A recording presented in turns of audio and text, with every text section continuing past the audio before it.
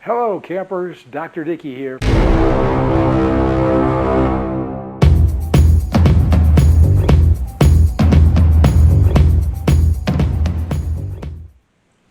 I promised a video where I'd show you how to do these e-bike packs, how to take these e-bike packs apart. So I'm going to show you that now. This is the last one I have, so I guess if I mess this up, then I really mess it up. So with these e-bike pikes,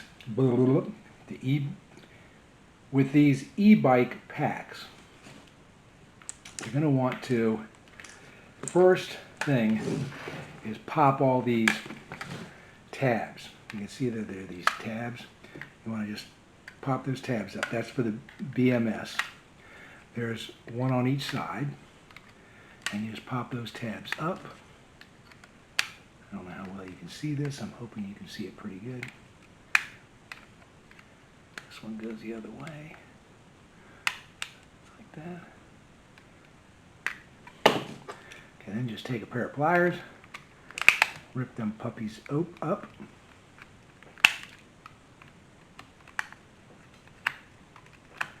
It's pretty easy to do.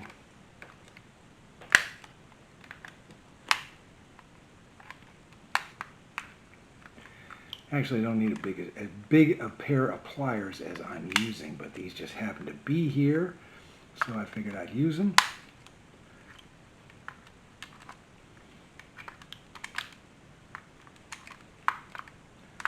It's a little bit cumbersome. They're so big.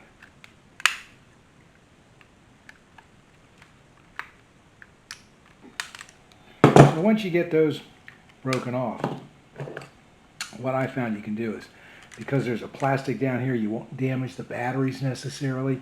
You can just take a screwdriver right down below that, and like I said, there's some plastic protection there, so you can pry this BMS up.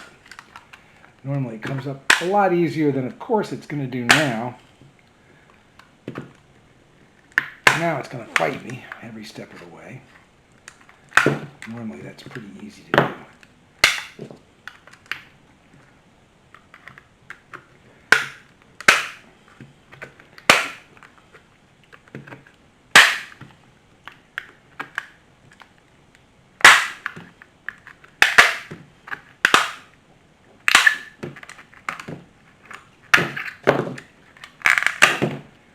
And then you just break that off. This one, a little bit more effort to get it to come up because you can't get that one side. I guess you could cut that off.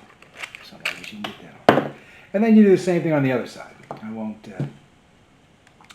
bore you with showing you all that again, but I'll fast forward it.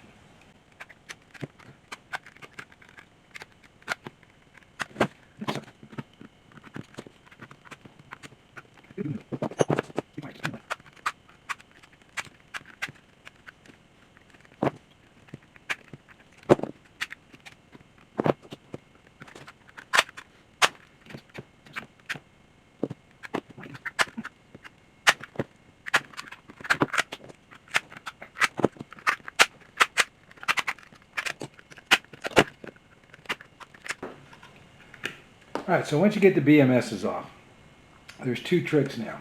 One is, you see these pads underneath here that have they have a little bit of rubber in them. Those hold screws, and those screws hold the packs in.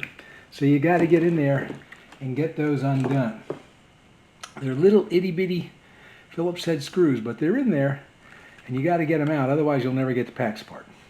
Now that probably is self-evident to anyone who knows about taking these packs apart, but that fooled me for quite some time. There was actually a guy on one of the internet forums that I visit. He gave sort of a written explanation of how to do this, and he didn't mention this, and so I went in there and said, oh, well, I finally figured out mine are different. They have these things, and he said, oh, well, I didn't put that in there because I figured everybody knew that. Well, maybe everybody does, but I didn't. And it makes a huge difference because you just are not getting these things out of these packs without these screws coming out. So like I said, maybe it's self-evident to everybody else. It isn't self-evident to me, or wasn't. Now I can look at them and say, okay, I understand there's going to be something underneath there.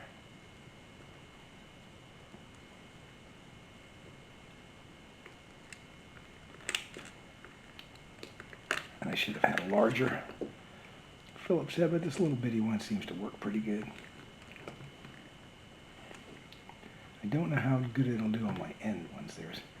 There's 2 more screws that hold the packs in. Well, actually a couple more that are in the ends. They're not down below like these.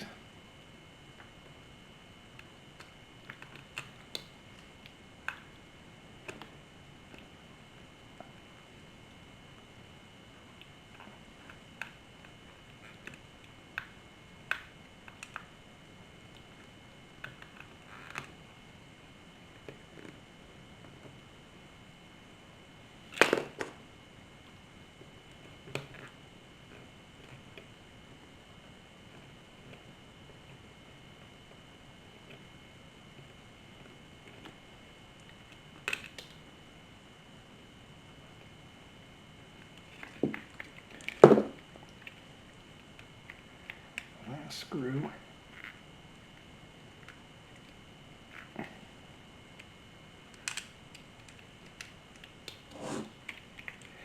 Then the pack comes out like that. All right, so now we've got them out. There's a rod running down the center. It goes the whole length, and that holds the pack together. There's also 2 screws underneath these epoxy pieces here that hold this end cap on.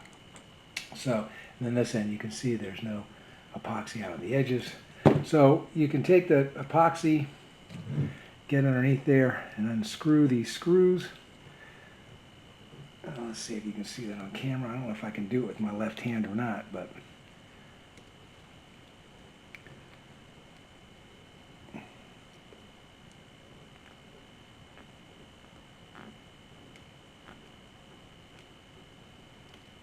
get that screw out.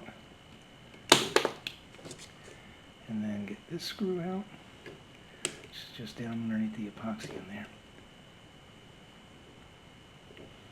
Somewhere. Let's scrape away some of that epoxy. There it is.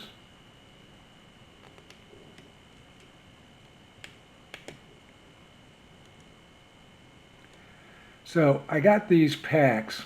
I got 10 of these packs with 20 batteries in each pack to build a 200 cell battery that will run the fan that's in the shed. I've already put it in there and I've already got a battery. Hang on, let me get this one thing out. I got to do it with my right hand. I can't do it with my left hand.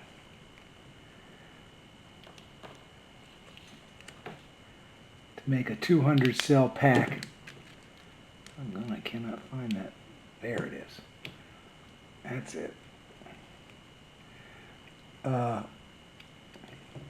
200 cell battery, 4 packs, each one with 50 cells in it, for a total of 200. That would be kind of the pad for the battery.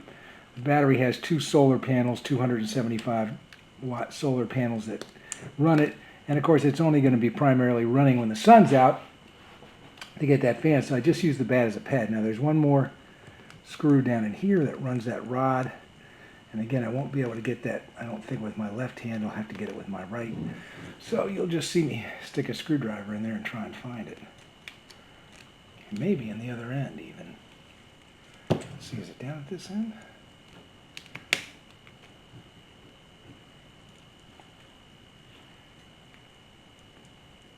I believe it is. So that's what I bought these packs for. I've been very disappointed in that I've had a large number of cells that were no good. They either were below 1 volt. Once you get that thing out, then the packs just fall off of the rod like that. So I had an excessive number of these cells from these packs that were Below 1 volt, that's no good. There's no sense in even trying, because below 1 volt, it's just, it's trash. It's of no good. You don't want to try and revive it or anything like that. And I've had others that were, I had a lot of them that were, I had too many that were below 2.5 volts, but I was able to revive those. So, and I've had other ones that just failed with capacity testing. They just wouldn't take a charge. So now we just got to pull the ends off like normal.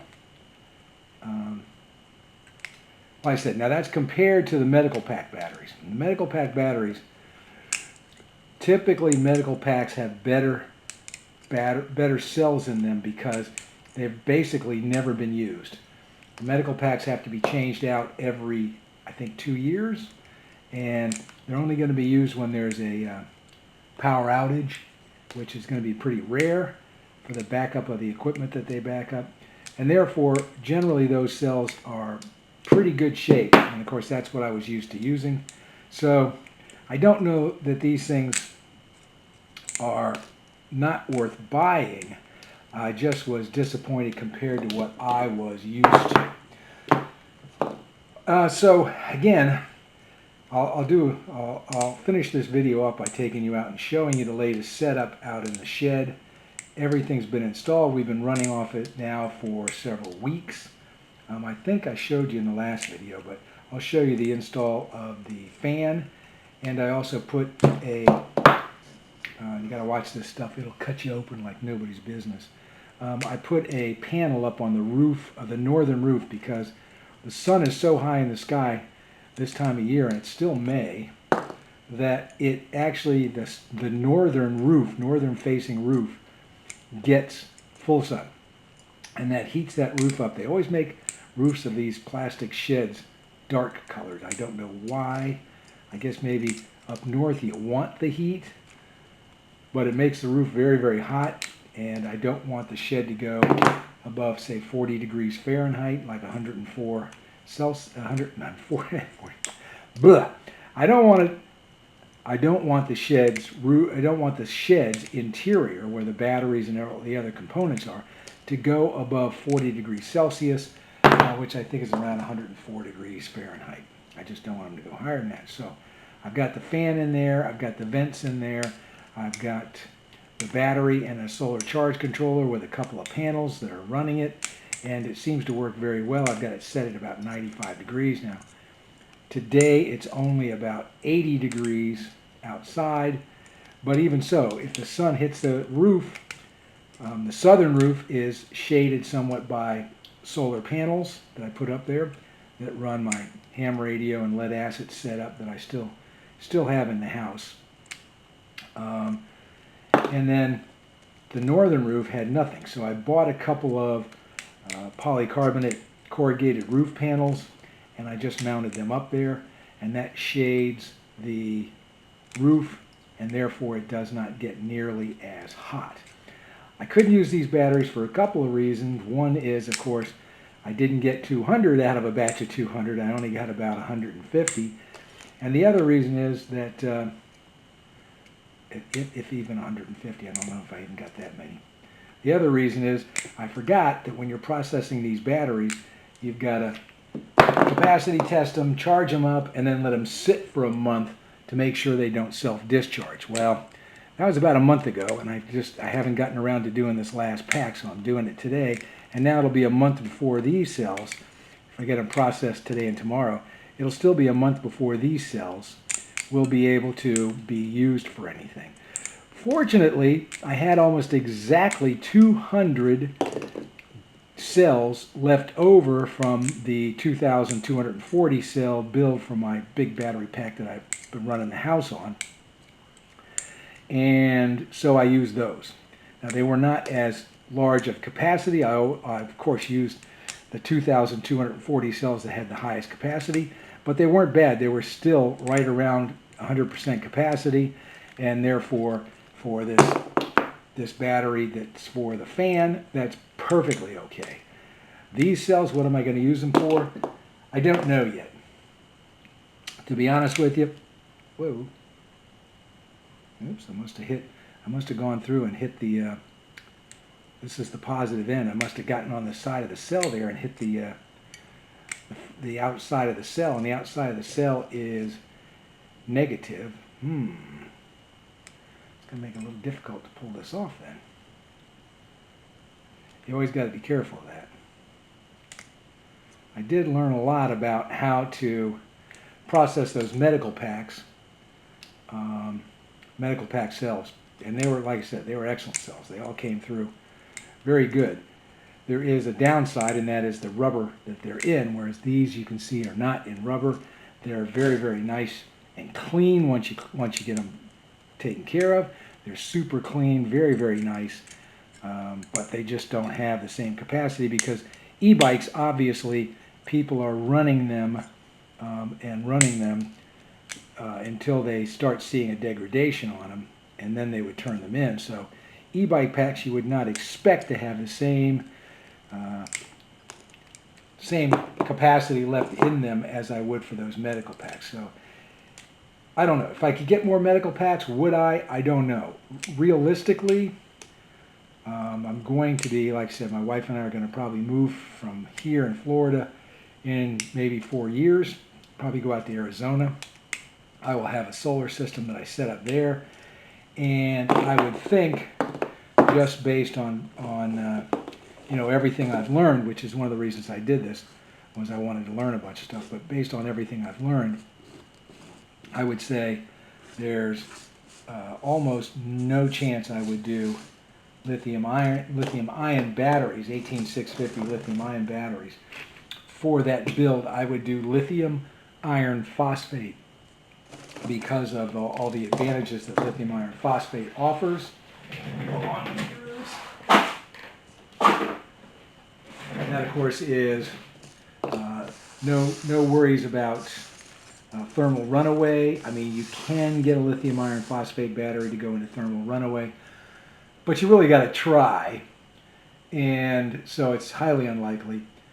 And they're just easier to work with. Of course, they were much more expensive. They're much more expensive than what I paid for this, but they were much more expensive. They're starting to come down. China is putting out some pretty decent cells now, some A cells, for a reasonable price. The disadvantage is, of course, they take up more room, but for a home system, that's not really the biggest concern. All right, so that's how you break apart those packs. I just wanted to show that. Now, let me go out and show you the new part of the system. Okie dokie, let's go on out to the pack and let me explain some stuff while we're on the way out there. So, first things first is, I showed you the pack, I think, in the last video. It's been installed and everything. And then I made up that pack. This is the story of my life. I made up that pack, and there's the 6 panels that are charging everything.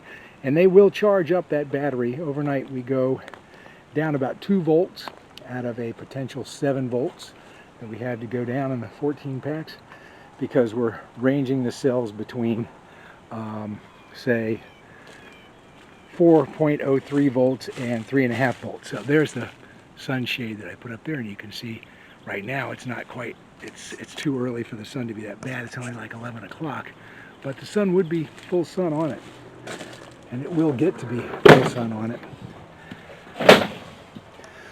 So there's it's not 200 cells, because the way it worked out, sorry, that's the inverter fan. The way it worked out, I could only put 48 in each pack, so 4 packs with 48, welded up the same way with the, 28 gauge wire on the negative end and the 32 gauge wire as a fuse on the other end. And of course here again is the battery pack. And there's all the electronics for it. That's the Batrium right there. There's the inverter. There's the big honking thing. That's the shunt. There's the Midnight solar charge controller. MPPT putting out 22 amps at about 65 volts. coming into it. That's going into the pack right now to charge it up. So we're going from about 4.03 volts overnight. We go from about 4.03 volts. It gets close to that during the day when it charges up, down to about 3.99, 3.98. So just down a little bit. Our total capacity comes from going from 4.03 volts per cell to 3.5, which we've never gotten close to. But that tells you that's about a half a volt. And then there's 14 packs, so half of 14 is 7. So there's a total of about 7 volts. And we typically go down 2 volts. So that's only 1/3 of what we could potentially do. And of course, we're not trying to conserve electricity right now. And again, pretty much the house, except for the garage, the oven, the dryer, the air conditioning, and the hot water heater are all on this system. And our bathrooms. I guess our bathrooms aren't, but how much electricity does the bathroom use? I will put the bathrooms on there when I switch up and do what I dumbass. I only ran a 2-conductor and a ground wire the 140 feet from here into the garage, and I should have run a 3-conductor. It would have cost me another $100. The work would have been the same, and I could have run a split phase, and then I could run both sides of the new solar panel that's in there that runs from, that I run things off of, and I would have enough circuits to put the bathrooms on and probably the garage on. Won't be able to put the hot water heater or the, I don't think be able to put the hot water heater or the oven or the air conditioning or the dryer on it, but pretty much everything else, which is fine. That's fine for right now. If we have a grid down situation, won't have to use the dryer or the air conditioning or that sort of things. So it's working out very well. That's the latest update. There really isn't. Oh yeah, fan. I forgot to show you. So this is the fan. I don't know if you can see that. There's the fan that I installed. It's set with a thermostat of about 95 degrees, and it'll come on. I do have to put a frame around that. You can see the installation was not the. I found out, I learned something new, and that is I'm not that good with a Sawzall. I should have used a Dremel, but I didn't. I tried to use a Sawzall. I thought it'd be easy. So I'm going to build a frame around it with plastic and then caulk that all in. And that'll be fine. But it works very, very well. Of course, I got to clean this place out. And that's how it's wired up. The solar panels come in there. The plug goes over to there and then to the fan. Other than that, I'm very happy with everything. That's the vents. I put 2 vents. They're dryer vents where I just took the flap out of them. That is one of them. The other one is behind me where I'm sitting. They're both down low. That's it right there. They're both down low so that they're bringing in more or less cool air when the fan blows out up in the gable. The gable is going to be the hottest area where the heat's going to rise up into that peak, and therefore it'll come on when the heat's up there in the peak in the gable, and then it'll blow that hot air out and suck cool air in from the bottom. Today our temperature is only going to be about 80 degrees. So shouldn't be a problem. It was almost 90 2 days ago, and we'll be back to that soon enough. But again, where we are out here at the beach, we typically don't see temperatures above 95, 96. And that's because we'll get a sea breeze coming in, and the ocean, of course, doesn't change temperature. The ocean only gets into the 80 or so degrees as it's high during the summer. At the end of the summer, when you have the worst hurricane season like October, late September is where the surf temperature is going to be at its highest. And that, of course, makes it easier for the temperature to get up out here because we're only a few blocks from the ocean. So the ocean temperature really regulates our temperature. But inside an enclosed shed, if the roof had sun beating down on it, and of course it's a nice dark green roof that's up there, and if it had sun beating down on it, you can imagine it would get very hot and it would heat this shed up to a significant temperature above the 95 degrees in the air, and therefore we would have problems. So that's what the fan is for. That's what these lower vents are for. That's what that new battery and all that stuff is for, is to overcome that. And it seems to work fine. Don't have any problems. So This project's actually somewhat coming to an end, other than I need to run the split phase wiring. I'll probably do that next year. I don't think I'll do that this year, but maybe I will. Maybe I'll get, you know, maybe I'll get itching to do something, and I'll go ahead and rip that old system out and dig it all up. We'd have to be back on the grid for like at least a week or so while I did that. Maybe not a full week, but at least 3 or 4 days while I ran that wire. And that won't be nearly as hard as it was, but just something I need to get to. All right, so I'm sure there'll be more stuff coming on the way. I just don't know exactly what it would be at this point. I do need to wire up that big switch. Remember, the advantage of this big switch is it has a 24-volt trip. So I set the Batrium to where if I get a critical fault in the Batrium, it takes 24 volts. 24 volts I'll get by just taking half of the battery up there. It will put 24 volts to that. That will trip off. That will disconnect the battery from everything. Everything will shut down. The inverter won't work without the battery. Solar charge controller will shut down without the battery. Batrium won't work without the battery. It'll shut everything down to protect the battery. Hopefully I won't ever have to use that, but I do need to wire that up. That's about it. All right. I'll see you next video. If you want to know some of those tips and tricks about what to do to deal with preparing those medical pack cells for welding when you're welding wires on like I did, say something in the comments and I'll explain to you some things that I learned between making up all these packs and making up the battery, the small battery packs. And I learned that made small battery packs much easier. Oh, one final thing. Typical in my life. I had 7 months ago, I had donated to a crowdfunding campaign type thing for the Nano Spot Welder, which is a spot welder used for welding 18650 batteries. It has caps, it has a lot of tips, it's very small, very compact, works really well. And of course, came time to do all my welding and they were still working on it, which is fine, I understand, that's the way it works. I just got done with all my welding. I just finished welding all these packs. I was using the, what is it? It's Melectrix, the Melectrix spot welder, which I can't say enough about. Excellent, excellent spot welder. Really, really good. The Melectrix spot welder. As soon as I got done welding up the pack for the fan, I got a shipment notice that my Nano Spot Welder shipped. I got it in. I haven't even opened it up and tried it out because right now I don't have any cells. The cells in the pack I just opened, I'm going to process them in the mega cell chargers. I got my 2 mega cell chargers so I can do 32 at a time. There's only 20 there. So if they have a high enough voltage to start with, I'll process them. And I'll get them processed by tomorrow or so. And then I'll have to let them sit for 30 days. The batteries that I processed almost 30 days ago, I'll check them like next week to make sure they've maintained their voltage.